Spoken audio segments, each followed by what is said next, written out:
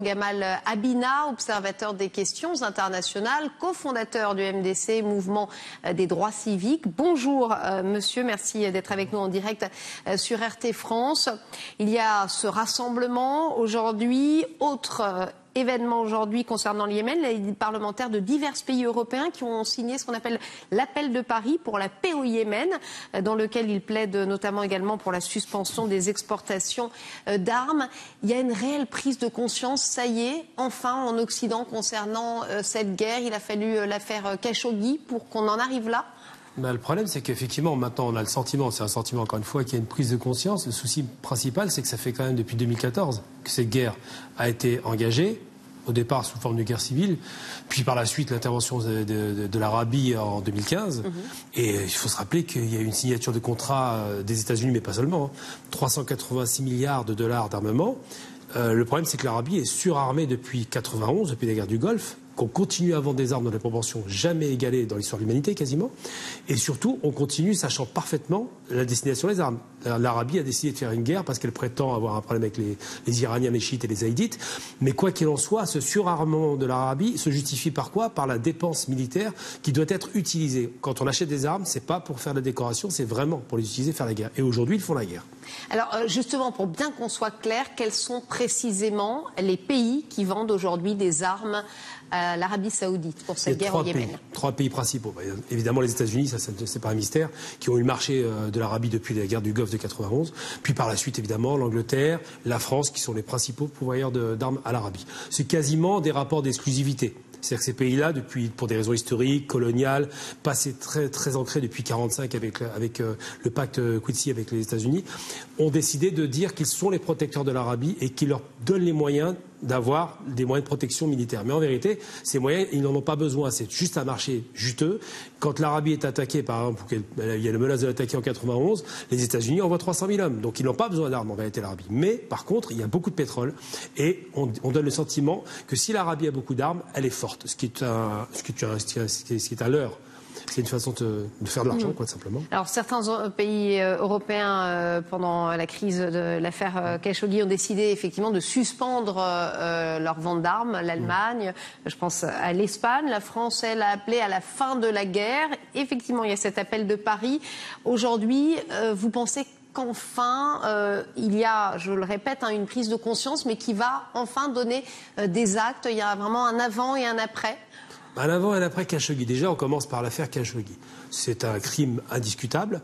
Et il faut une affaire comme celle-ci pour se rendre compte que l'Arabie ne respecte pas les droits de l'homme. Pour nous endormir, lève quelques restrictions à destination des femmes. C'est mignon, ça fait plaisir aux Occidentaux.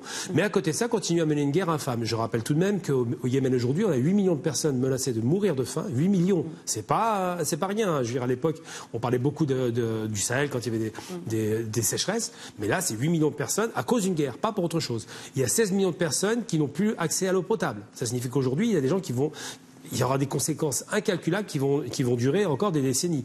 Et à côté de ça, on se dit, tiens, l'affaire Khashoggi et les Saouds sont pas si sympas que ça. Et finalement, il y a quand même le Yémen qui se fait bombarder. Mais c'est pas, le Yémen, ça fait longtemps quand c'est qu'il est bombardé.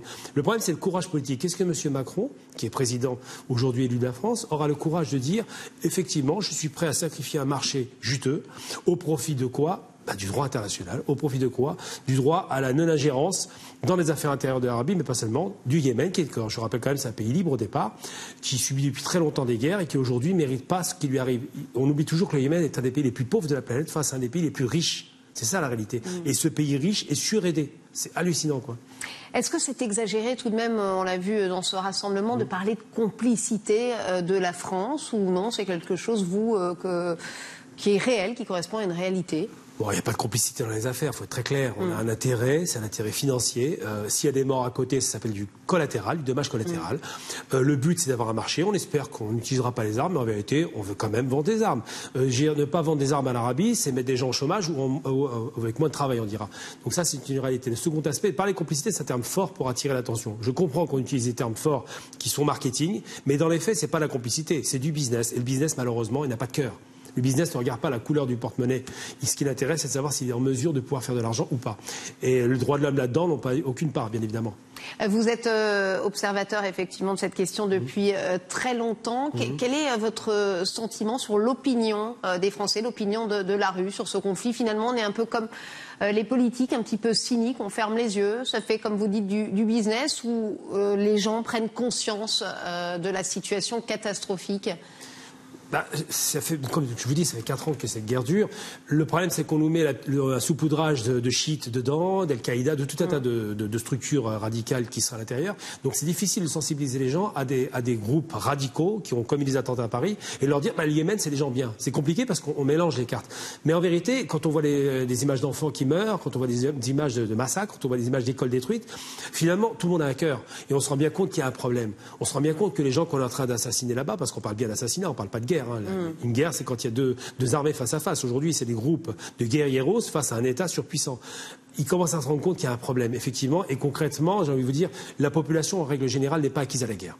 Donc là, encore une fois, quand on voit ces images, on en voit très peu. Je rappelle quand même que c'est depuis l'affaire Khashoggi qu'on retrouve des images, comme s'il n'y avait plus personne au Yémen.